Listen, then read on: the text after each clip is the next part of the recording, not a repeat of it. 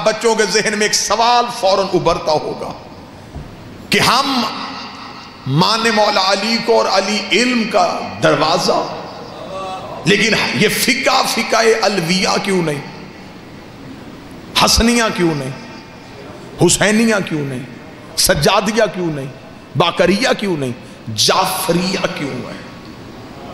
اس لیے کہ اس امام کے دور پہ فقہ میں تبدیلی کرنے کے لیے غیر معصوم لوگ منتخب کیے گئے، جنہوں نے امام کے مقابلے پہ اجتہاد کا دعویٰ کیا کہ ہر چیز معصوم سے نہ پوچھو، کچھ ہم بھی بتائیں گے۔ امام کے سامنے جب اتنی دکانیں کھل گئیں اور جھوٹے امامت کے دعوے ہونے شروع ہو گئے، ادھر بنی امیہ اور بنی عباس آپس میں حکومت کے لیے لڑ رہے تھے۔ بنی امیہ کی حکومت زوال پذیر ہو چکی تھی، عباسیوں کی حکومت قائم ہو چکی تھی۔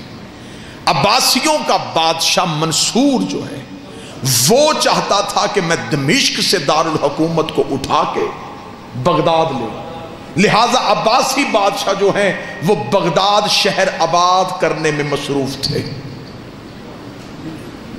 اللہ کی طرف سے صورتحال ایسی بن گئی تھی کہ جو دنیا کے خواہش مند تھے وہ شہر آباد کر رہے تھے۔ رحمان کے نمائندے کو موقع مل گیا۔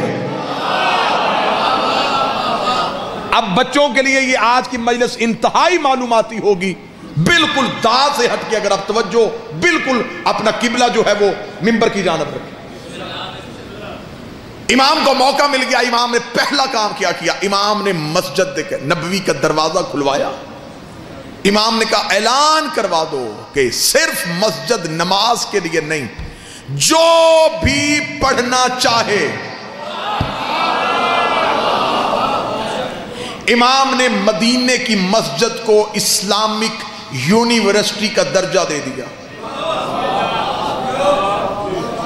امام نے نوکروں سے کہا اعلان یہ بھی کروانا کہ میرے پاس پڑھنے کے لیے کلمہ شرط نہیں۔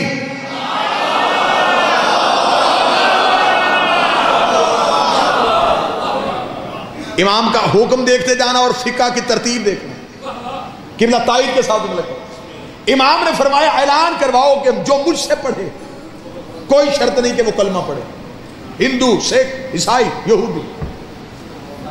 آج بھی امام کے گھر میں یہی قانون ہے۔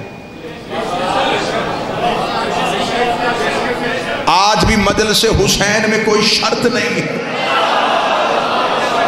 کیونکہ یہ امام کی یونیورسٹی کے کیمپس ہیں۔ امام نے کہا یہودی ہے، عیسائی ہے، دہریہ ہے، کوئی بھی ہے، آئے پڑھے۔ ایک صحابی نے کہا مولا پڑھانا جو ہے تو پہلے کلمہ پڑھائیں، علم جو سکھانا کچھ پڑھیں تو پہلے کلمہ تو پڑھیں۔ جو امام نے جملہ دیا یہ ہے اب فقہ کی بنیاد، اس جملے کو نہ بھولیے گا۔ امام نے فرمایا جیسے جیسے دنیا علم کے قریب آئے گی ویسے ویسے ہمارے قریب آئے گی۔ جاہل کو علی سمجھ نہیں آتا۔ امام نے فرمایا جتنا دنیا پڑھے گی اتنا ہمارے قریب، کیونکہ علم ہمارا ہی دوسرا نام ہے۔ یہی وجہ ہے کہ ہمارے منبر پہ آج تک پڑھتے کہیں اور ہیں۔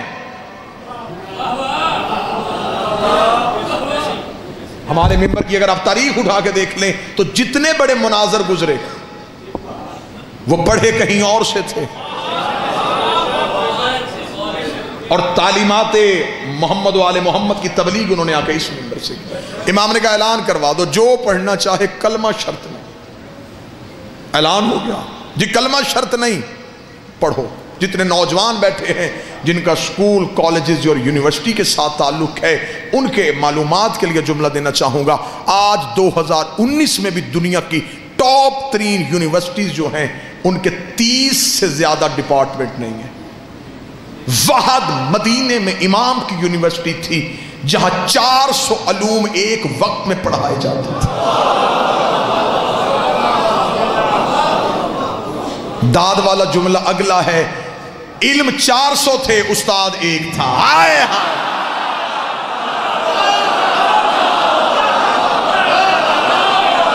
ایک استاد.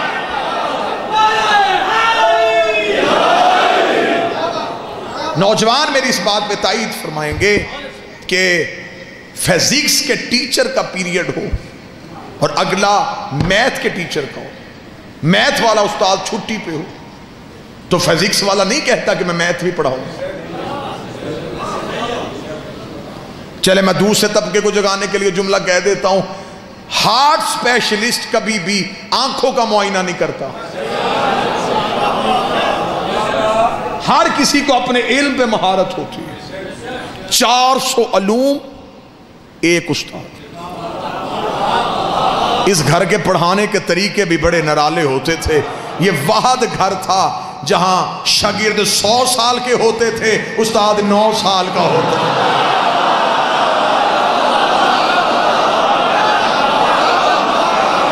یہ شرف صرف اسی گھر کو. امام نے کہا ہم پڑھائیں گے، پڑھو جس نے پڑھنا ہے، جو پڑھنا ہے پڑھو. نوجوان اپنے کلاس فیلوز، اپنے دوستوں کے ساتھ سوشل میڈیا پہ اس بات کو ضرور شیئر کرو. یہ ہے میرے مذہب کی سچائی. جو دنیا کو کیمسٹری سکھا کے گیا، وہ علم کیمیا کا استاد جابر بن حیان میرے مولا کی نالین صاف کرتا تھا.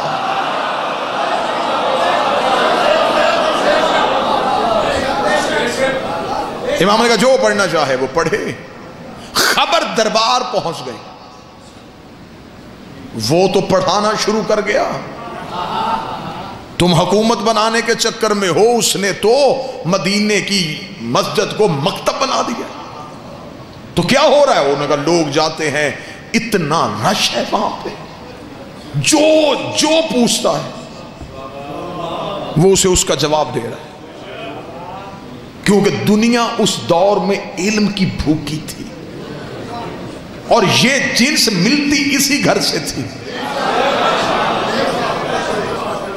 علم کے لیے لوگ ترسے ہوئے تھے. حاکم نے کہا چلو ٹھیک ہے، اگر انہوں نے طریقہ بدلا ہے تو ہم بھی طریقہ تبدیل کریں. انہوں نے کہا کیا طریقہ کرے؟ اسے کہا اگر دنیا علم کی بھوکی ہے تو دنیا کو دولت کی بھی بھوک ہے. اعلان کرواؤ کہ جو دربار سے آ کے سوال پوچھے گا سرکاری علماء سے،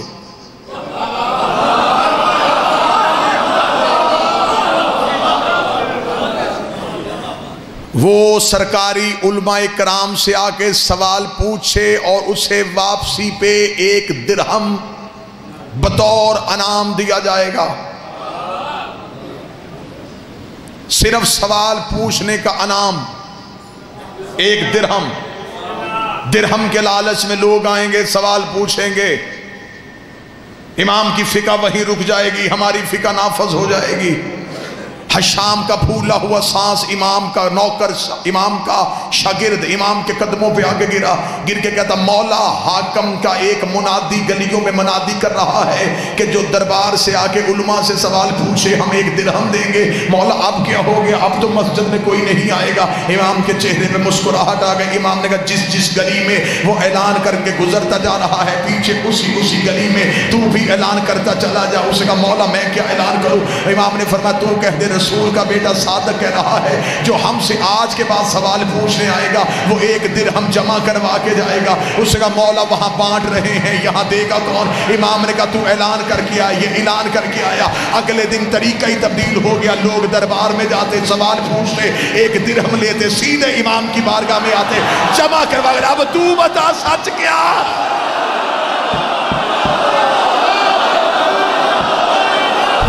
بادشاہ حسین عزت کو توجہ صاحبہ.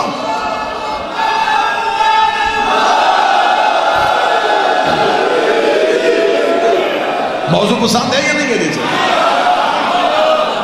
لوگ وہاں جاتے، سوال، درہم یہاں، خزانے بھی خالی، علم کو.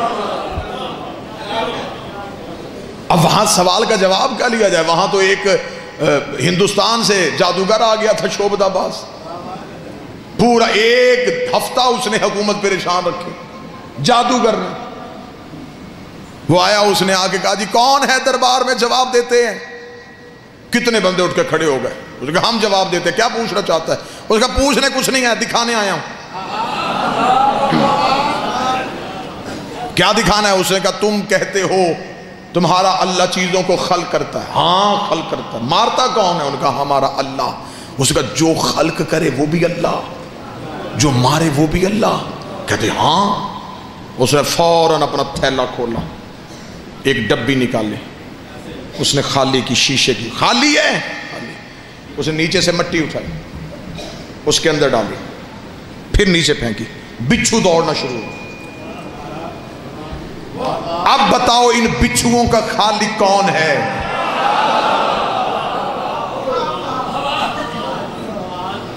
یہ کس نے بنائے؟ اس نے کہا میں نے۔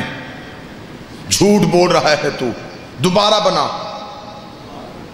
اس نے پھر اٹھائے، پھر شیشی میں، پھر پھینکی مٹی۔ اس نے کہا دیکھو، ایک ایک کے ہاتھ میں دوبارہ شیشی دی، خالی ہے، خالی ہے۔ پھر مٹی اٹھائی، ڈالی، پھر پھینکی۔ اب کیا ہے؟ بچھو۔ اب بتاؤ خالق کون ہے؟ وہاں سے اٹھے، جو مین تھا قاضی، اس کے پاس گئے۔ انہوں نے کہا سرکار تشریف لائیں، ہم بتاتے ہیں، وہ دکھا رہا ہے۔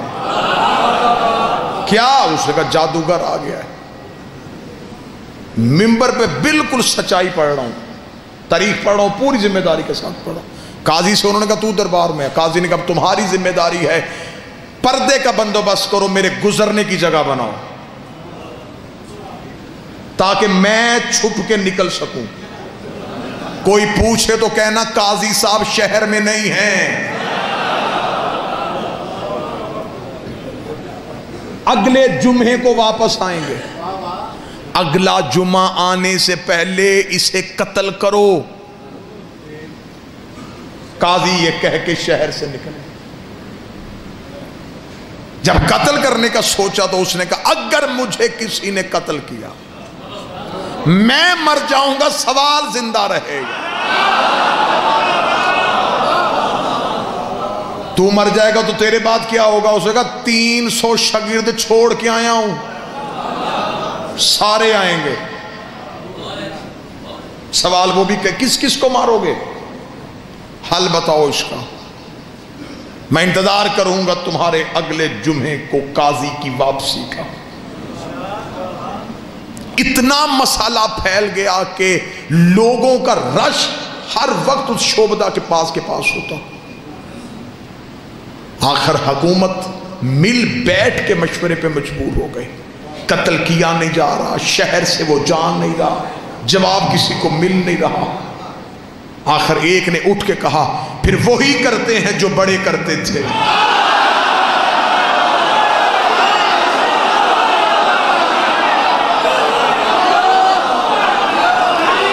وہی کرتے ہیں جو بڑے کرتے تھے۔ جان بچانے کے لیے تھوڑی دیر کے لیے آنکھیں بند کرتے ہیں، پیغام بھیجتے ہیں مدینے، وہاں رہتا ہے صاحب سلونی کا بیٹا، وہی آ کے بچائے گا۔ نہیں نہیں نہیں نہیں نہیں نہیں، امام جس کی فکر ہو رہے اسے بلائیں۔ انہوں نے کہا پھر نہیں بلانا تو اسے اللہ مانو۔ امام کو سرکاری وفد نے جا کے مدینے اطلاع دی۔ امام نے فرمایا اب بتاؤ حکومت خطرے میں ہے یا مذہب؟ اگر حکومت خطرے میں ہے تو ہم نہیں نکلیں گے، اگر دین خطرے میں ہے تو پھر ذمہ داری تمہاری نہیں، پھر ہماری ہے۔ جو جملہ امام نے کہا وہ سیال کوٹ میں پڑھنے لگا ہوں۔ امام نے فرمایا ہم صرف ناشر دین نہیں، محافظ دین بھی ہیں۔ ہمارا کام صرف دین پہنچانا نہیں، حفاظت کرنا بھی ہماری ہی ذمہ داری ہے۔ ہم تحفظ دین کے لیے آئیں گے۔ جاؤ اگلے جمعے کا انتظار کرو، ہم پہنچیں گے۔ واپس آ گئے اور امام کی سواری بابل بغداد سے شہر بغداد کی طرف چلی۔ ادھر یہ شعبدہ باز بغداد کے مرکزی چوک میں لوگوں کا رش لگا کے کھڑا ہوا تھا۔ آج بھی آپ دیکھیں کہ شعبدہ باز کے گرد کتنا رش ہوتا ہے، ایسے لوگوں کا رش، اور وہ درمیان میں وہی تماشا بار بار دکھا رہا ہے۔ امام کی سواری قریب آ گئی، پیچھے سے کسی نے آواز دے کر رستہ دو، محمد کا بیٹا آ رہا ہے۔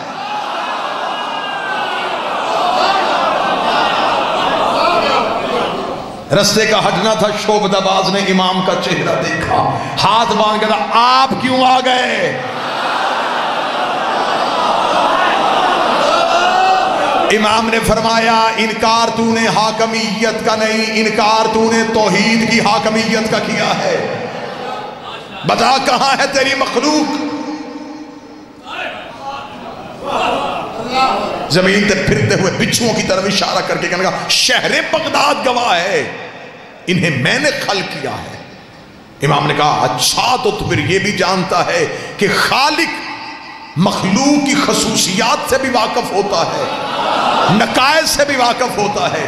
اگر تو ان کا خالق ہے بتا نر کتنے ہیں، مادہ کتنے ہیں، ان میں سے کون کتنی دیر زندہ رہے گا، کس نے کون سی خوراک کب کھائی ہے۔ اتنا کہنے دا چہرے پہ زردی آ گئی اور پریشان ہو گیا، ہو کے کہنے لگا یہ تو میں بھی نہیں جانتا اور یہ تو پھر کوئی بھی نہیں جانتا۔ امام نے کہا تو نے کیسے کہہ دیا کوئی بھی نہیں جانتا؟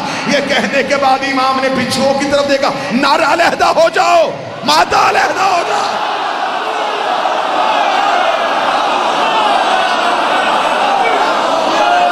اب میں جملہ کہہ دوں سیالکوٹ اڈا پسروریہ میں، اگر عقیدہ اجازت ہے، شعبدہ باز نے قدموں پہ ہاتھ رکھ کے کہا رب کی قسم اب بتا تو مخلوق ہے یا خالق ہے؟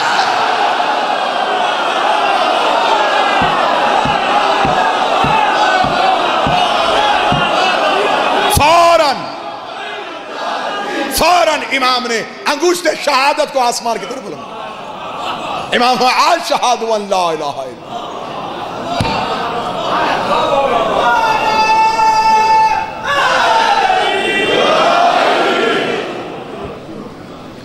400 علوم